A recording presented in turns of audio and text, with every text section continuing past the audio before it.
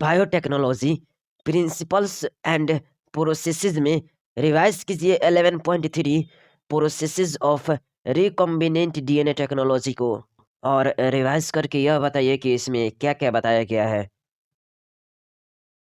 Recombinant DNA technology के steps specific sequence होते हैं। 7 रिकॉम्बिनेंट डीएनए टेक्नोलॉजी की स्पेसिफिक सीक्वेंस का स्टेप्स बताइए।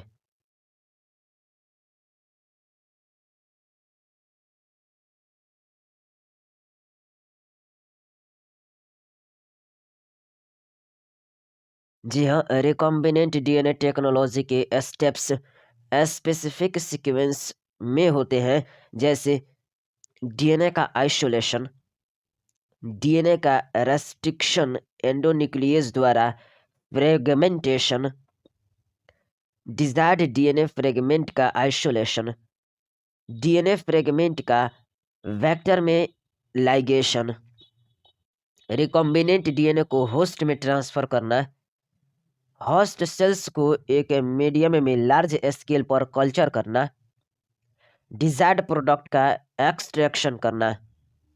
जी हाँ, रिकॉम्बिनेंट डीएनए टेक्नोलॉजी के स्टेप्स स्पेसिफिक सीक्वेंस में होते हैं, जैसे डीएनए का आइसोलेशन, डीएनए का रेस्ट्रिक्शन एंडोन्यूक्लियस द्वारा फ्रेगमेंटेशन, डिजायर्ड डीएनए फ्रेगमेंट का आइसोलेशन, डीएनए फ्रेगमेंट का वेक्टर में लाइगेशन, रिकॉम्बिनेंट डीएनए को होस्ट में ट्रांसफर करना, होस्ट सेल्स को एक मीडियम में लार्ज स्केल पर कल्चर करना, डिजायर्ड प्रोडक्ट का एक्सट्रैक्शन करना।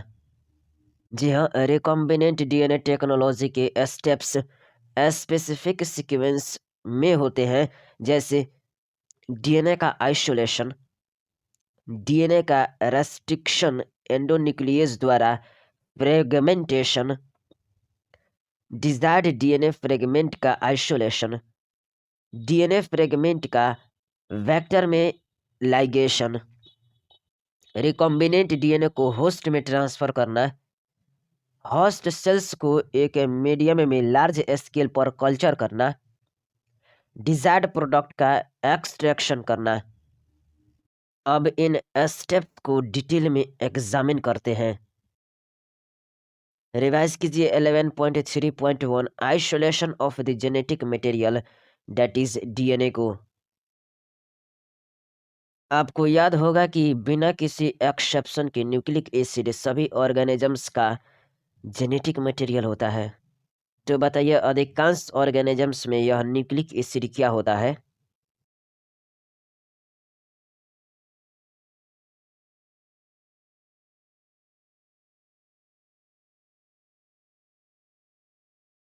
जी हाँ, अधिकांश ऑर्गेनिजम्स में genetic material nucleic acid, deoxy nucleic acid या डीएनए है। जी हाँ, अधिकांश ऑर्गेनिजम्स में genetic material nucleic acid, deoxy nucleic acid या डीएनए है। जी हाँ, अधिकांश ऑर्गेनिजम्स में genetic material nucleic acid, deoxy nucleic acid या डीएनए है। क्या डीएनए को रेस्ट्रिक्शन एंजाइम से काटने के लिए यह आवश्यक है कि इसे प्योर फॉर्म में होना चाहिए, यानी कि दूसरे मैक्रोमोलिक्यूल्स से फ्री?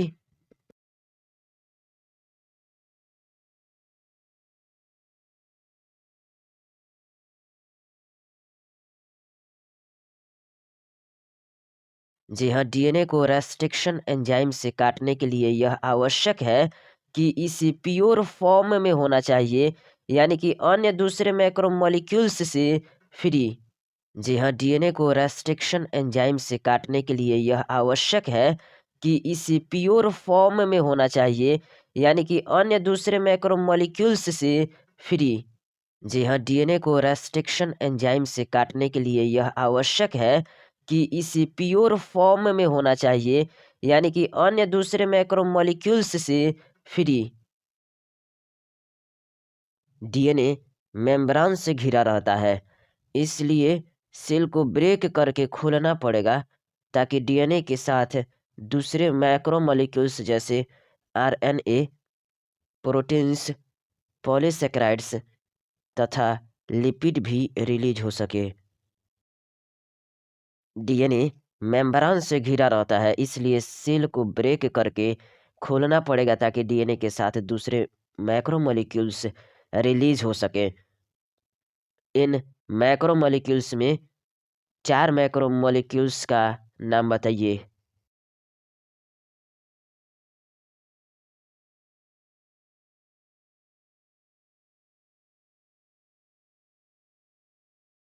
जी हाँ, डीएनए मेम्ब्रेन्स से घिरा रहता है, इसलिए सेल को ब्रेक करके खोलना पड़ेगा ताकि डीएनए के साथ दूसरे मैक्रोमोलेक्यूल्स जैसे आरएनए, प्रोटीन्स, पॉलीसेकेराइड्स तथा लिपिड्स, जी हाँ, लिपिड्स भी रिलीज हो सके। जी हाँ, डीएनए मेम्ब्रेन्स से घिरा रहता है, इसलिए सेल को ब्रेक करके खोलना पड़ेगा ताकि डीएनए के साथ दूसरे मैक्रोमोलेक्यूल्स जैसे आरएनए, प्रोटीन्स, पॉलीसेकेराइड्स तथा लिपिड्स, जी हाँ, लिपिड्स भी रिलीज हो सके। जी हाँ, डीएनए मेम्ब्रेन्स से घिरा रहता है, इसलिए सेल को ब्रेक करके खोलना पड़ेगा ताकि डीएनए के साथ दूसरे मैक्रोमोलेक्यूल्स जैसे आरएनए, प्रोटीन्स, पॉलीसेकेराइड्स तथा लिपिड्स, जी हाँ, लिपिड्स भी रिलीज हो सके।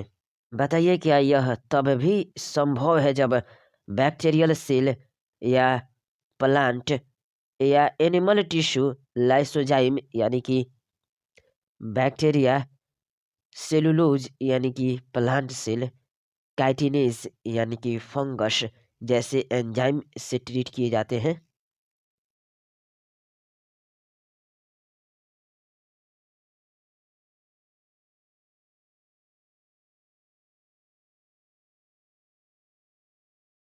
जी हाँ, डीएनए मेम्ब्रेन्स से घिरा रहता है, इसलिए सेल को ब्रेक करके खोलना पड़ेगा ताकि डीएनए के साथ दूसरे मैक्रोमोलेक्यूल्स जैसे आरएनए, प्रोटीन्स, पॉलीसेकेराइड्स तथा लिपिड्स, जी हाँ, लिपिड्स भी रिलीज हो सके। यह तब भी संभव है जब बैक्टीरियल सेल्स या प्लांट्स या एनिमल टिश्यू लाइसोजाइम यानी कि बैक्टीरिया, सेलुलोज यानी कि प्लांट सेल, काइटिनेज यानी कि फंगस जैसे एंजाइम्स से ट्रीट किए जाते हैं।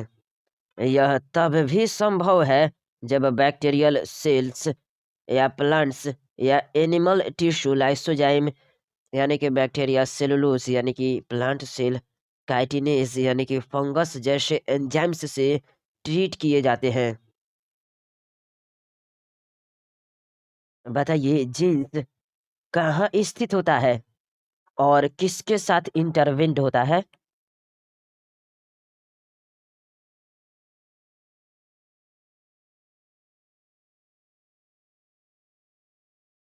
जी हाँ, जीन डीएनए के लॉन्ग मॉलिक्यूल्स पर स्थित होता है तथा हिस्टोन जैसे प्रोटीन के साथ इंटरविन्ड यानी कि गुथा रहता है। जी हाँ, जीन डीएनए के लॉन्ग मॉलिक्यूल्स पर स्थित होता है तथा हिस्टोन जैसे प्रोटीन के साथ इंटरविन्ड यानी कि गुथा रहता है। आरएनए को किससे ट्रीट करके अलग कर सकते हैं बताइए?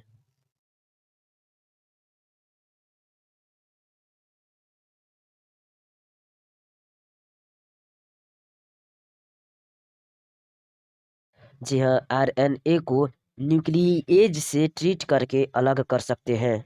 जी हाँ, आरएनए को न्यूक्लिएज से ट्रीट करके अलग कर सकते हैं।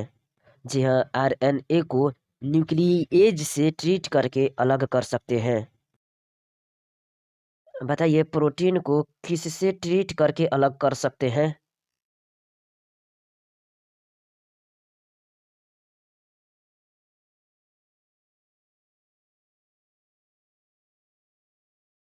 जी हाँ, प्रोटीन को प्रोटीएज से ट्रीट करके अलग कर सकते हैं।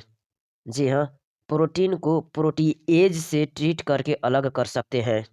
जी हाँ, प्रोटीन को प्रोटीएज से ट्रीट करके अलग कर सकते हैं और दूसरे मॉलिक्यूल्स को एप्रोप्रिएट ट्रीटमेंट द्वारा अलग कर सकते हैं। किसको मिलाने से प्यूरिफाइड डीएनए प्रेसिपिटेट हो जाता है?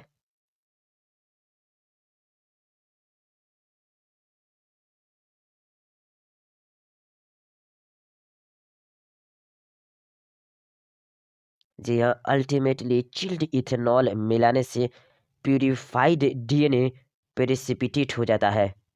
जी हाँ, अल्टीमेटली चिल्ड इथेनॉल मिलाने से प्यूरिफाइड डीएनए प्रेसिपिटेट हो जाता है। जी हाँ, अल्टीमेटली चिल्ड इथेनॉल मिलाने से प्यूरिफाइड डीएनए प्रेसिपिटेट हो जाता है। इसे सस्पेंशन में फाइन थ्रेड के कलेक्शन के रूप में देखा जा सकता है। जी हाँ, अल्टीमेटली चिल्ड इथेनॉल मिलाने से प्यूरिफाइड डीएनए प्रेसिपिटेट हो जाता है। इसे सस्पेंशन में फाइन थ्रेड के कलेक्शन के रूप में देखा जा सकता है। फिगर 11.5। जी हाँ, अल्टीमेटली चिल्ड इथेनॉल मिलाने से प्यूरिफाइड डीएनए प्रेसिपिटेट हो जाता है। इसे सस्पेंशन में फाइन थ्रेड के कलेक्शन के रूप में देखा जा सकता है। फिगर 11.5। क्या आपको DNA that separates out can be removed by spoiling का फिगर दिख रहा है 11.5 में?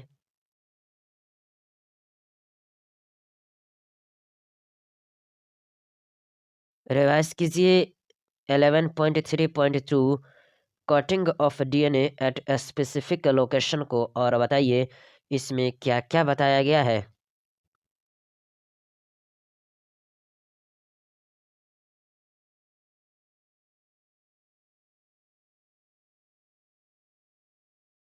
बताइए प्यूरिफाइड डीएनए को किसके साथ किस कंडीशन में इनक्यूबेट करने पर रेस्ट्रिक्शन एंजाइम द्वारा डाइजेशन का कार्य परफॉर्म किया जाता है।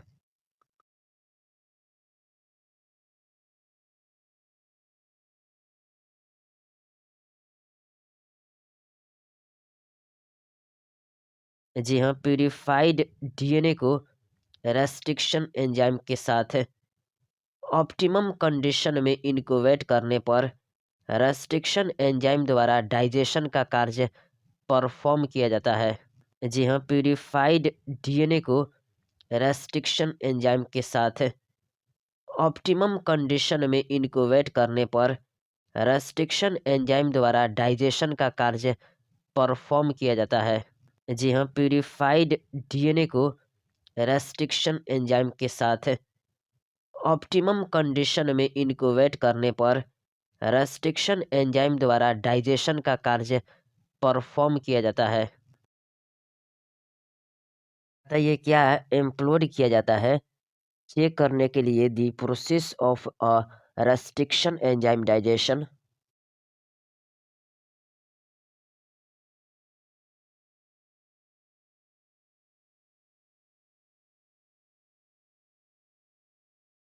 जी हाँ, रेस्ट्रिक्शन एंजाइम डाइजेशन की प्रोसेस को चेक करने के लिए एगैरोज जेल इलेक्ट्रोफोरेसिस करते हैं।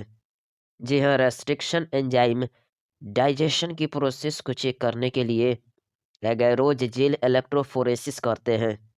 जी हाँ, रेस्ट्रिक्शन एंजाइम डाइजेशन की प्रोसेस को चेक करने के लिए एगैरोज जेल इलेक्ट्रोफोरेसिस करते हैं। बताइए डीएनए क्यों पॉजिटिव इलेक्ट्रोड यानी कि एनोड की ओर मूव करता है?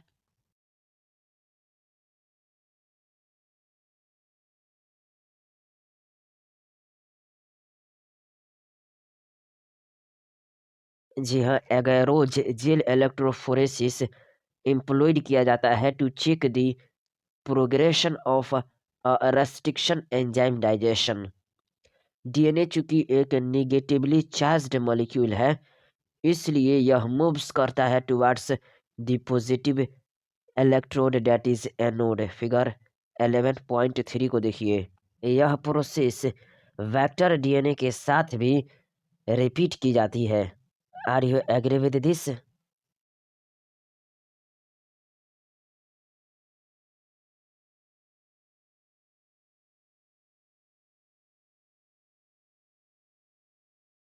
जी हाँ, रेस्ट्रिक्शन एंजाइम डाइजेशन की प्रोग्रेस को चेक करने के लिए एगरोज जेल इलेक्ट्रोफोरेसिस करते हैं।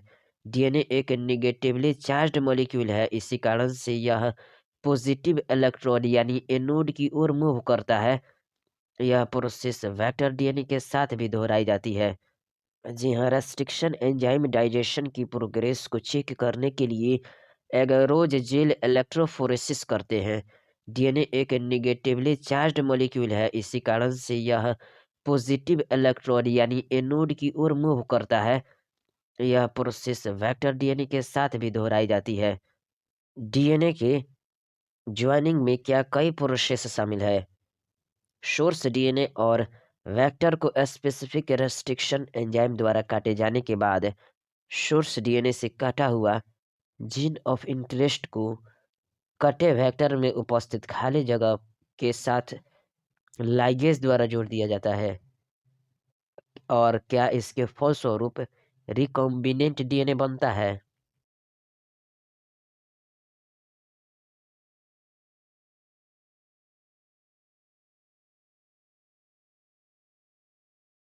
जी हाँ, डीएनए की ज्वाइनिंग में कई प्रोसेसेस शामिल हैं। सोर्स डीएनए और वेक्टर डीएनए को स्पेसिफिक रेस्ट्रिक्शन एंजाइम द्वारा काटे जाने के बाद सोर्स डीएनए से काटा हुआ जीन ऑफ इंटरेस्ट को कटे वेक्टर में उपस्थित खाली जगह के साथ लाइगेज द्वारा जोड़ दिया जाता है। इसके फलस्वरूप रिकॉम्बिनेंट डीएनए बनता है। जी हाँ, डीएनए की ज्वाइनिंग में कई प्रोसेसेस शामिल हैं। सोर्स डीएनए और वेक्टर डीएनए को स्पेसिफिक रेस्ट्रिक्शन एंजाइम द्वारा काटे जाने के बाद सोर्स डीएनए से काटा हुआ जीन ऑफ इंटरेस्ट को कटे वेक्टर में उपस्थित खाली जगह के साथ लाइगेज द्वारा जोड़ दिया जाता है। इसके फलस्वरूप रिकॉम्बिनेंट डीएनए बनता है। जी हाँ, डीएनए की ज्वाइनिंग में कई प्रोसेसेस शामिल हैं। सोर्स डीएनए और वेक्टर डीएनए को स्पेसिफिक रेस्ट्रिक्शन एंजाइम द्वारा काटे जाने के बाद सोर्स डीएनए से काटा हुआ जीन ऑफ इंटरेस्ट को कटे वेक्टर में उपस्थित खाली जगह के साथ लाइगेज द्वारा जोड़ दिया जाता है। इसके फलस्वरूप रिकॉम्बिनेंट डीएनए बनता है। रिवाइज कीजिए 11.3.3 amplification of gene of interest using PCR. और बताइए इसमें क्या क्या बताया गया है?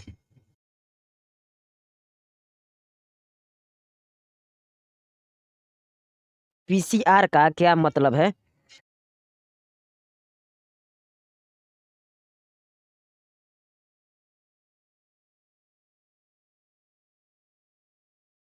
जी हाँ, पीसीआर का अर्थ पॉलीमरेज चेन रिएक्शन है। बताइए इस पॉलीमरेज चेन रिएक्शन में क्या होता है?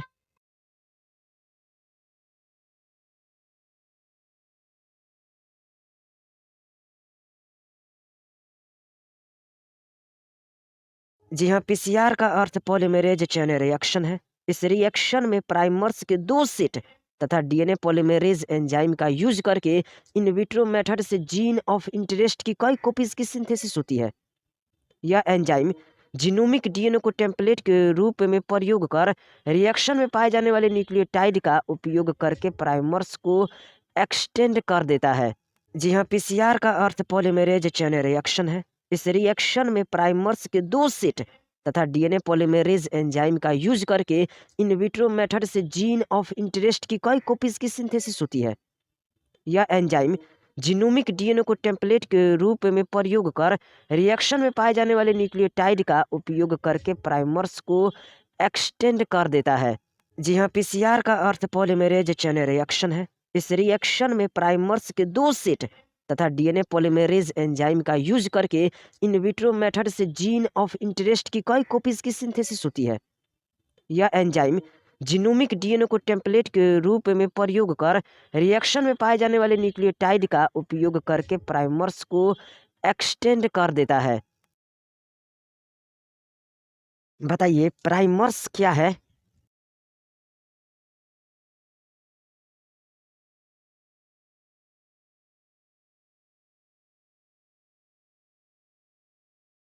जी हाँ, प्राइमर्स ये स्मॉल केमिकली सिंथेसाइज्ड ओलिगोन्यूक्लियोटाइड्स हैं जो डीएनए रीजन के कॉम्प्लीमेंट्री होते हैं। जी हाँ, प्राइमर्स ये स्मॉल केमिकली सिंथेसाइज्ड ओलिगोन्यूक्लियोटाइड्स हैं जो डीएनए रीजन के कॉम्प्लीमेंट्री होते हैं। जी हाँ, प्राइमर्स ये स्मॉल केमिकली सिंथेसाइज्ड ओलिगोन्यूक्लियोटाइड्स हैं जो डीएनए रीजन के कॉम्प्लीमेंट्री होते हैं। बताइए क्या यदि डीएनए रेप्लिकेशन को कई बार रिपीट किया जाता है तो डीएनए सेगमेंट को लगभग बिलियंस टाइम्स तक एम्पलीफाई किया जा सकता है।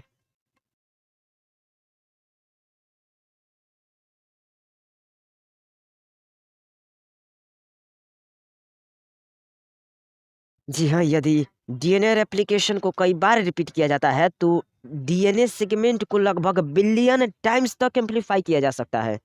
जी हाँ, यदि डीएनए रेप्लिकेशन को कई बार रिपीट किया जाता है तो डीएनए सेगमेंट को लगभग बिलियन टाइम्स तक एम्पलीफाई किया जा सकता है। बताइए यह रिपीटेड एम्पलीफिकेशन किसके द्वारा किया जाता है?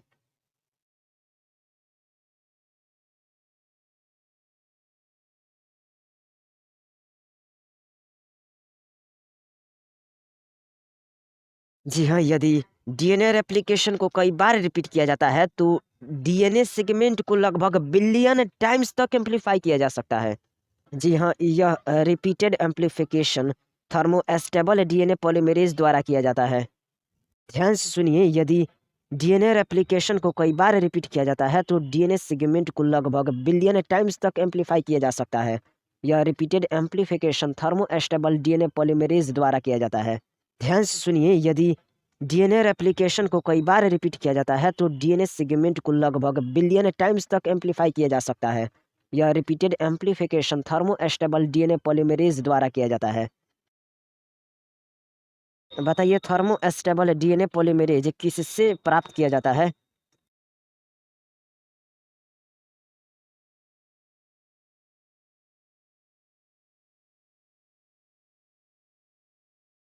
जी हाँ, थर्मोस्टेबल डीएनए पॉलीमरेज थर्मस एक्विटिकस नामक बैक्टीरिया से प्राप्त किया जाता है। जी हाँ, थर्मोस्टेबल डीएनए पॉलीमरेज थर्मस एक्विटिकस नामक बैक्टीरिया से प्राप्त किया जाता है। जी हाँ, थर्मोस्टेबल डीएनए पॉलीमरेज थर्मस एक्विटिकस नामक बैक्टीरिया से प्राप्त किया जाता है। बताइए क्या हाई टेम्परेचर द्वारा होने वाले डीएनए की डबल स्ट्रैंड के डीनेचुरेशन के समय भी क्या यह thermostable DNA polymerase enzyme active बना रहता है?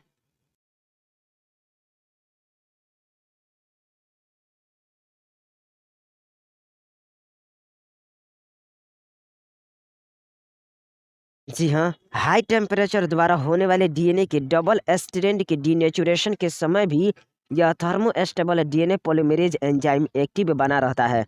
जी हाँ, हाई टेम्परेचर द्वारा होने वाले डीएनए के डबल स्ट्रैंड के डीनेचुरेशन के समय भी यह thermostable DNA polymerase enzyme active बना रहता है। जी हाँ, हाई टेम्परेचर द्वारा होने वाले डीएनए के डबल स्ट्रैंड के डीनेचुरेशन के समय भी यह thermostable DNA polymerase enzyme active बना रहता है। बताइए क्या यदि आवश्यकता पड़े तो एम्प्लीफाइड फ्रेगमेंट को वेक्टर के साथ लाइगेट करके क्लोनिंग में यूज कर सकते हैं?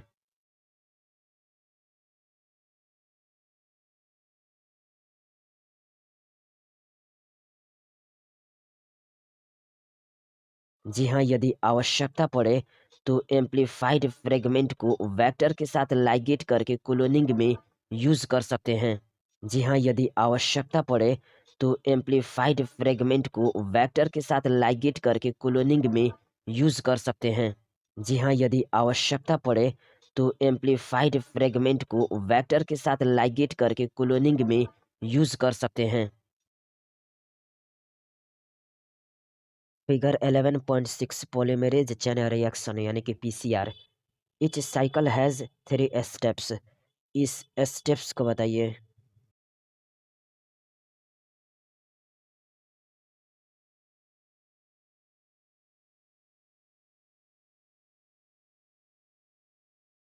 जी हाँ, पॉलीमरेज चेन रिएक्शन यानी कि पीसीआर कि ईच साइकिल के पास 3 स्टेप्स होते हैं।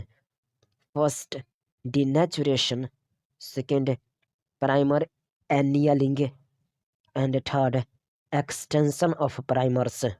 जी हाँ, पॉलीमरेज चेन रिएक्शन यानी कि पीसीआर के इच साइकिल के पास 3 स्टेप्स होते हैं। First denaturation, second primer annealing and third extension of primers. जी हाँ, पॉलीमरेज चेन रिएक्शन यानी कि पीसीआर के इच साइकिल के पास 3 स्टेप्स होते हैं। First denaturation, second primer annealing and third extension of primers. बताइए, क्या आपको इस फिगर में रीजन ऑफ बी एम्प्लीफाइड का लेबलिंग दिख रहा है? साथ में इसका 5' to 3' डायरेक्शन और 3' to 5' direction, double stranded DNA, heat देने के बाद denaturation,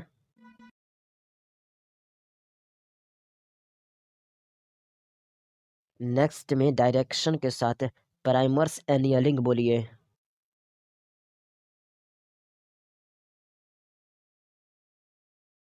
next DNA polymerase that is Taq polymerase plus deoxynucleotides के बाद एक्सटेंशन का फिगर,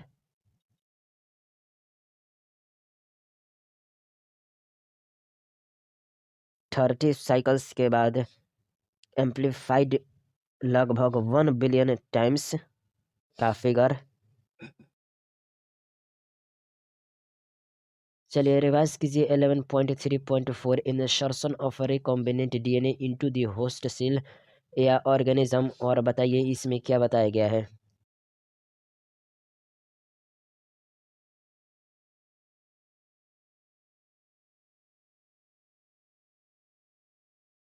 रेसिपिएंट सेल के अंदर लाइगेटेड डीएनए को इंट्रोड्यूस कराने के कई मेथड्स होते हैं।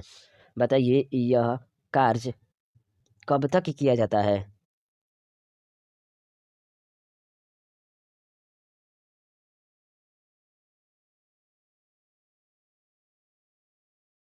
जी हाँ, रेसिपिएंट सेल के अंदर लाइगेटेड डीएनए को इंट्रोड्यूस कराने के कई मेथड्स हैं। यह कार्य तब तक किया जाता है जब रेसिपिएंट सेल अपने चारों तरफ उपस्थित डीएनए को रिसीव करने के लिए सक्षम यानी कि कॉम्पिटेंट हो जाती है। यदि एक रिकॉम्बिनेंट डीएनए में एम्पिसिलिन रेजिस्टेंट जीन होता है और इसे एस्चेरिया कोलाई सेल्स के अंदर ट्रांसफर करते हैं, तो होस्ट सेल भी क्या एम्पिसिलिन रेजिस्टेंट सेल में ट्रांसफॉर्म हो जाएगा?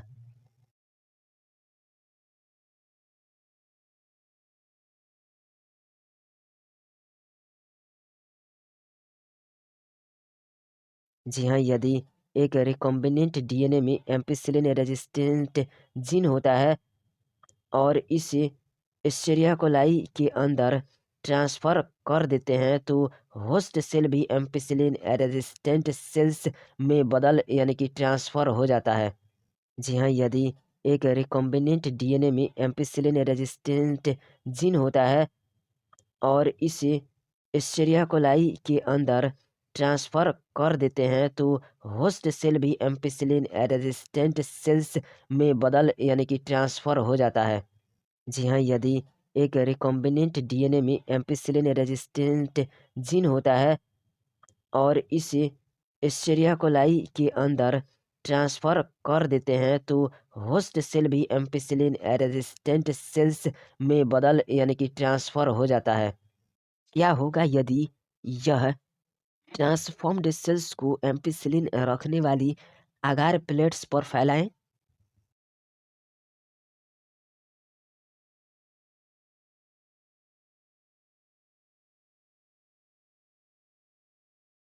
जी हाँ, यदि यह हम ट्रांसफॉर्म्ड सेल को एम्पिसिलिन रखने वाले अगार प्लेट्स पर फैलाएं, तो ट्रांसफॉर्मेंट्स ग्रो करते हैं, जबकि अनट्रांसफॉर्म्ड रेसिपिएंट सेल्स की मृत्यु हो जाती है। जी हाँ, यदि यह हम ट्रांसफ़ॉर्म्ड सेल को एम्पिसिलिन रखने वाले अगार प्लेट्स पर फैलाएँ तो ट्रांसफ़ॉर्मेंट्स ग्रो करते हैं, जबकि अनट्रांसफ़ॉर्म्ड रेसिपिएंट सेल्स की मृत्यु हो जाती है। किस जीन के कारण कोई भी एम्पिसिलिन की उपस्थिति में ट्रांसफ़ॉर्म्ड सेल को सेलेक्ट कर सकता है?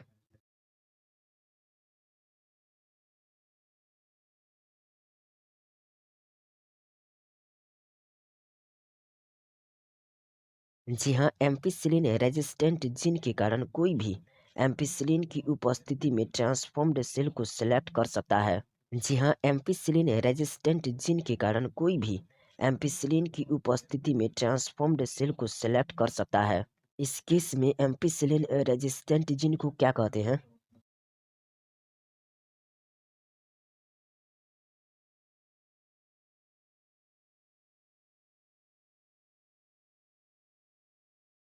जी हाँ, एम्पिसिलिन रेजिस्टेंट जीन के कारण कोई भी एम्पिसिलिन की उपस्थिति में ट्रांसफ़ॉर्म्ड सेल को सेलेक्ट कर सकता है। इस केस में एम्पिसिलिन रेजिस्टेंट जीन को सेलेक्टेबल मार्कर कहते हैं।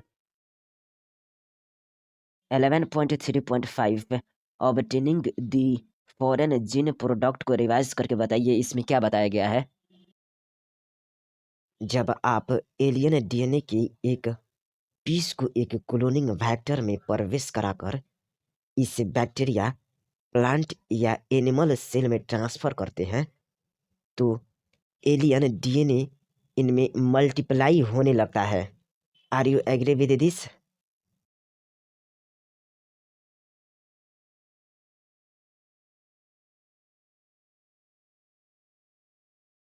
जी हाँ, जब आप एलियन डीएनए की एक पीस को एक क्लोनिंग वेक्टर में प्रवेश कराकर इसे बैक्टीरिया, प्लांट या एनिमल सेल में ट्रांसफर करते हैं तो एलियन डीएनए इनमें मल्टीप्लाई होने लगता है। क्या ऑलमोस्ट सभी रिकॉम्बिनेंट टेक्नोलॉजीज का अल्टीमेट उद्देश्य डिजायरेबल प्रोटीन को प्रोड्यूस करना होता है तथा इसके लिए रिकॉम्बिनेंट डीएनए की एक्सप्रेस होने की आवश्यकता होती है?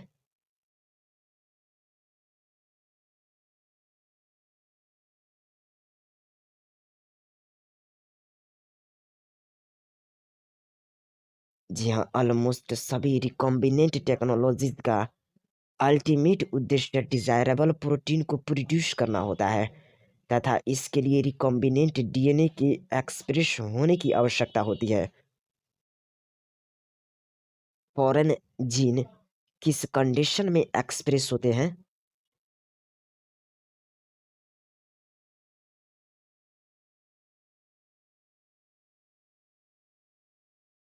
जी हाँ, फॉरेन जीन एप्रोप्रिएट कंडीशंस में एक्सप्रेस होते हैं।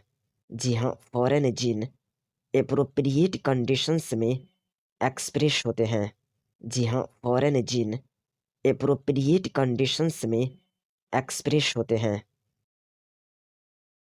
होस्ट सेल में फॉरेन जीन्स के एक्सप्रेशन को समझने के लिए कई टेक्निकल बातों को डिटेल में जानना आवश्यक है।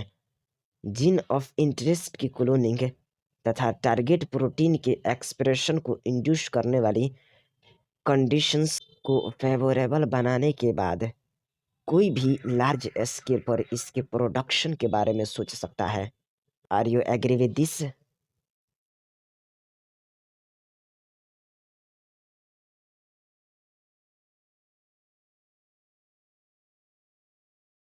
जी हाँ, फॉरेन जीन एप्रोप्रिएट कंडीशंस में एक्सप्रेस होते हैं। होस्ट सेल्स में फॉरेन जीन्स के एक्सप्रेशन को समझने के लिए टेक्निकल बातों को डिटेल में जानना आवश्यक है। जीन ऑफ इंटरेस्ट की क्लोनिंग तथा टारगेट प्रोटीन के एक्सप्रेशन को इंड्यूस करने वाली कंडीशंस को फेवरेबल बनाने के बाद कोई भी लार्ज स्केल पर इसे प्रोडक्शन के बारे में सोच सकता है। क्या आप कोई रीजन बता सकते हैं कि लार्ज स्केल पर इसका प्रोडक्शन क्यों आवश्यक है?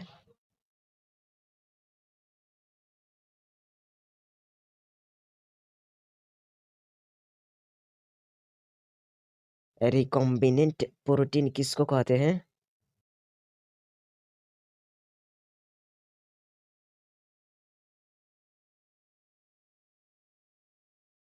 जी हाँ, यदि कोई प्रोटीन इनकोडिंग जीन किसी हेटेरोलोगस होस्ट में एक्सप्रेस होता है तो इसे रिकॉम्बिनेंट प्रोटीन कहते हैं। जी हाँ, यदि कोई प्रोटीन इनकोडिंग जीन किसी हेटेरोलोगस होस्ट में एक्सप्रेस होता है तो इसे रिकॉम्बिनेंट प्रोटीन कहते हैं। जी हाँ, यदि कोई प्रोटीन इनकोडिंग जीन किसी हेटेरोलोगस होस्ट में एक्सप्रेस होता है तो इसे रिकॉम्बिनेंट प्रोटीन कहते हैं। क्या क्लोन्ड जीन ऑफ इंटरेस्ट रखने वाले सेल्स को स्मॉल स्केल पर लेबोरेटरी में ग्रो किया जा सकता है? और क्या कल्चर का उपयोग डिजायर्ड प्रोटीन को एक्सट्रैक्ट करने में तथा विभिन्न सेपरेशन टेक्निक्स द्वारा प्रोटीन को प्यूरिफाई करने में करते हैं?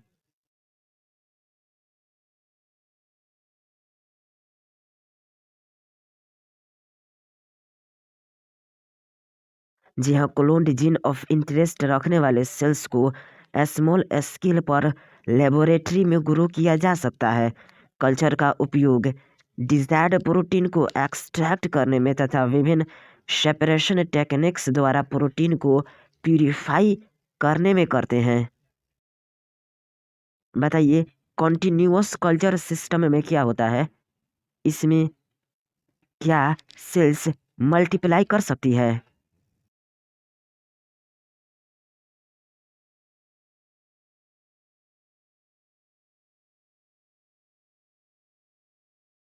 जी हाँ, सेल्स एक कंटिन्यूअस कल्चर सिस्टम में भी मल्टीप्लाई कर सकती है, जहाँ एक ओर से यूज्ड मीडियम को निकाला जाता है तथा दूसरी ओर से फ्रेश मीडियम भरा जाता है, ताकि सेल्स अपनी फिजियोलॉजिकली मोस्ट एक्टिव लॉग यानी कि एक्सपोनेंशियल फेज में बनी रहे। जी हाँ, सेल्स एक कंटिन्यूअस कल्चर सिस्टम में भी मल्टीप्लाई कर सकती है, जहाँ एक ओर से यूज्ड मीडियम को निकाला जाता है तथा दूसरी ओर से फ्रेश मीडियम भरा जाता है, ताकि सेल्स अपनी फिजियोलॉजिकली मोस्ट एक्टिव लॉग यानी कि एक्सपोनेंशियल फेज में बनी रहे। इस प्रकार का कल्चरिंग मेथड डिजायर्ड प्रोटीन की अधिक प्रोडक्शन के लिए लार्जर बायोमास को प्रोड्यूस करता है। स्मॉल वॉल्यूम कल्चर से प्रोडक्ट की पर्याप्त मात्रा का प्रोडक्शन नहीं हो सकता। प्रोडक्ट को अधिक मात्रा में प्रोड्यूस करने के लिए किसका यूज करते हैं?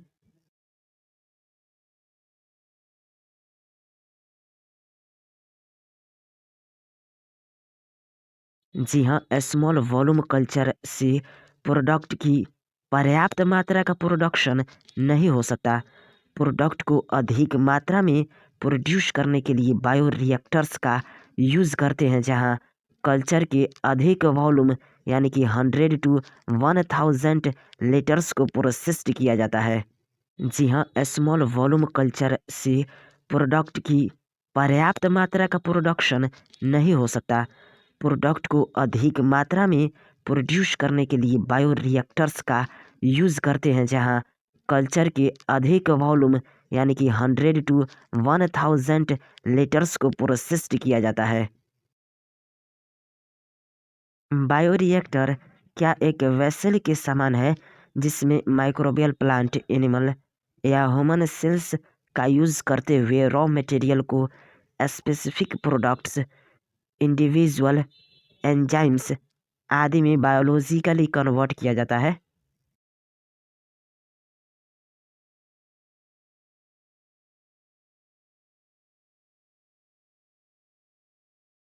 जी हाँ, बायोरिएक्टर्स एक वेसल्स के समान है जिसमें माइक्रोबियल प्लांट एनिमल या ह्यूमन सेल्स का यूज़ करते हुए रॉ मटेरियल को स्पेसिफिक प्रोडक्ट्स, इंडिविजुअल एंजाइम्स आदि में बायोलॉजिकली कन्वर्ट किया जाता है।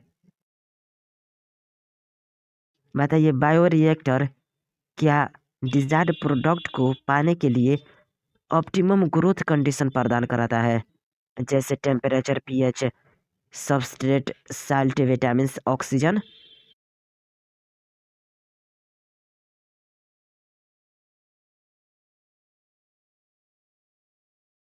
जी हाँ, बायोरिएक्टर्स डिजायर्ड प्रोडक्ट्स को पाने के लिए ऑप्टिमम ग्रोथ कंडीशंस प्रदान करता है, जैसे temperature, pH, substrate, salt, vitamins, oxygen. जी हाँ, बायोरिएक्टर्स डिजायर्ड प्रोडक्ट्स को पाने के लिए ऑप्टिमम ग्रोथ कंडीशंस प्रदान करता है, जैसे temperature, pH, substrate, salt, vitamins, oxygen. जी हाँ, बायोरिएक्टर्स डिजायर्ड प्रोडक्ट्स को पाने के लिए ऑप्टिमम ग्रोथ कंडीशंस प्रदान करता है, जैसे temperature, pH, substrate, salt, vitamins, oxygen. बताइए, अधिकतर उपयोग किए जाने वाले बायोरिएक्टर्स किस टाइप के होते हैं?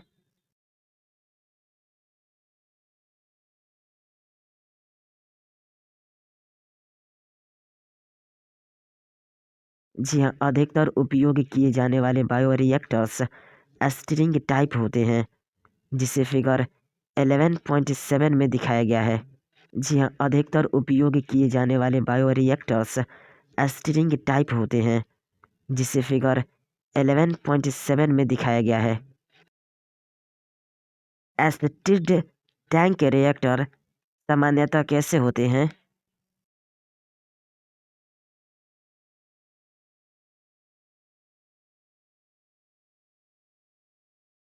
जी हाँ, एसिड टैंक रिएक्टर सामान्यतः सिलिंड्रिकल होते हैं या उनकी बेस कर्व्ड होते हैं, जिससे रिएक्टर्स के अंदर कंटेंट्स की मिक्सिंग में सहायता मिलती है। बायोरिएक्टर्स के अंदर ऑक्सीजन की अवेलेबिलिटी तथा उसकी मिक्सिंग का काम एस्टीरर करते हैं। जी हाँ, बायोरिएक्टर के अंदर ऑक्सीजन की अवेलेबिलिटी तथा उसकी मिक्सिंग का काम एस्टीरर करते हैं। क्या अल्टरनेटिवली वायु को बबल्स के रूप में बायोरिएक्टर के अंदर भेजा जा सकता है?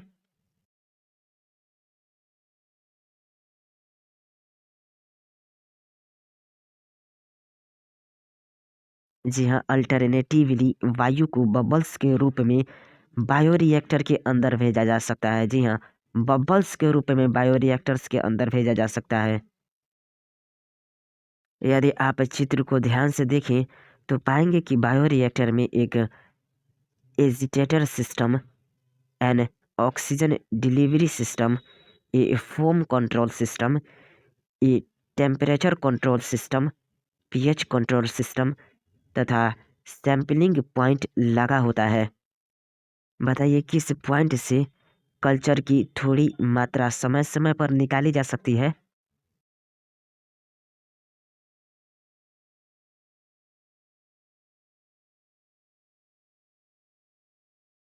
जी हाँ, सैंपलिंग पॉइंट से कल्चर की थोड़ी मात्रा समय समय पर निकाली जा सकती है।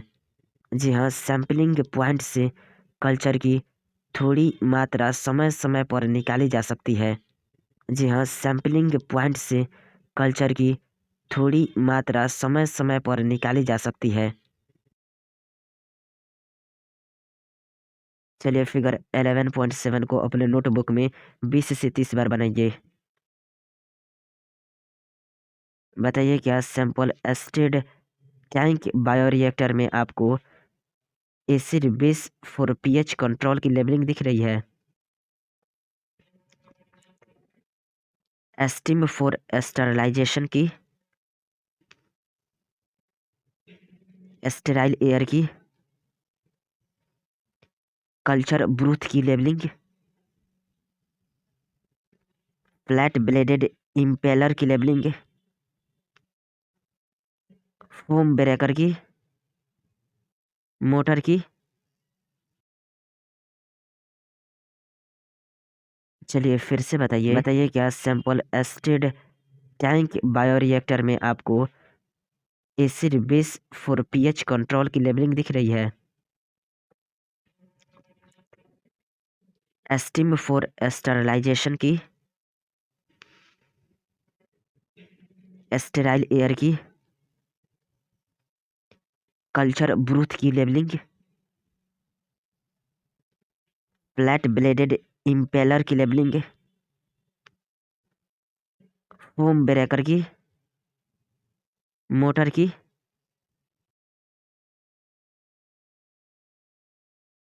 फिर से बताइए क्या सैंपल एस्टेड टैंक बायोरिएक्टर में आपको acid base for pH control की लेबलिंग दिख रही है?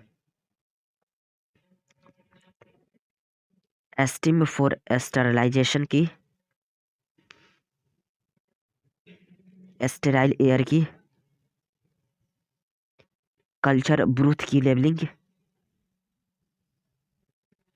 फ्लैट ब्लेडेड इम्पेलर की लेबलिंग, फोम ब्रेकर की, मोटर की। चलिए be sparged stirred tank bioreactor through which sterile air bubbles are sparged में क्या आपको increased surface area for oxygen transfer की लेवलिंग दिख रही है? बबल्स या dramatically increase the oxygen transfer area की लेवलिंग,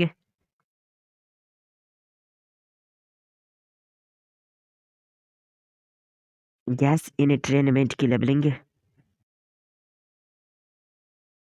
रिवाइज कीजिए 11.3.6 डाउन स्ट्रीमिंग प्रोसेस को।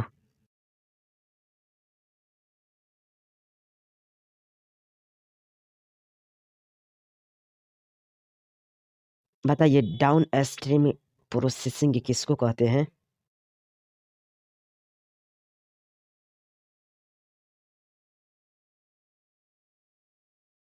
जी हाँ, बायोसिंथेटिक स्टेज को पूरा करने के बाद मार्केटिंग के लिए एक फिनिश्ड प्रोडक्ट की तरह रेडी होने से पहले यह प्रोडक्ट कई प्रोसेस से होकर गुजरता है। इन प्रोसेसेस में सेपरेशन और प्यूरिफिकेशन शामिल होता है, जिसे कोलेक्टिवली डाउन स्ट्रीम प्रोसेसिंग कहते हैं। जी हाँ, बायोसिंथेटिक स्टेज को पूरा करने के बाद मार्केटिंग के लिए एक फिनिश्ड प्रोडक्ट की तरह रेडी होने से पहले यह प्रोडक्ट कई प्रोसेस से होकर गुजरता है। इन प्रोसेसेस में सेपरेशन और प्यूरिफिकेशन शामिल होता है, जिसे कोलेक्टिवली डाउन स्ट्रीम प्रोसेसिंग कहते हैं। प्रोडक्ट को सूटेबल प्रिजर्वेटिव के साथ फॉर्मुलेट किया जाता है। ड्रग के केस में ऐसे फॉर्मुलेशन को क्लिनिकल ट्रायल से गुजरना होता है। प्रत्येक प्रोडक्ट के लिए स्ट्रिक्ट क्वालिटी कंट्रोल टेस्टिंग की भी आवश्यकता होती है। प्रत्येक प्रोडक्ट के लिए डाउन स्ट्रीम प्रोसेस तथा क्वालिटी कंट्रोल टेस्ट अलग अलग होता है। जी हाँ, बायोसिंथेटिक स्टेज के पूरा होने के बाद मार्केटिंग के लिए फिनिश्ड प्रोडक्ट की तरह रेडी होने से पहले यह प्रोडक्ट कई प्रोसेस से होकर गुजरता है। इन प्रोसेस में सेपरेशन और प्यूरिफिकेशन शामिल होता है, जिसे कलेक्टिवली डाउन स्ट्रीम प्रोसेसिंग कहते हैं। प्रोडक्ट को सूटेबल प्रिजर्वेटिव के साथ फॉर्मुलेट किया जाता है। ड्रग्स के केस में ऐसे फॉर्मुलेशन को क्लिनिकल ट्रायल से गुजरना होता है। प्रत्येक प्रोडक्ट के लिए स्ट्रिक्ट क्वालिटी कंट्रोल टेस्टिंग को भी किया जाता है। प्रत्येक प्रोडक्ट के लिए डाउन स्ट्रीम प्रोसेस तथा क्वालिटी कंट्रोल टेस्ट अलग अलग होता है।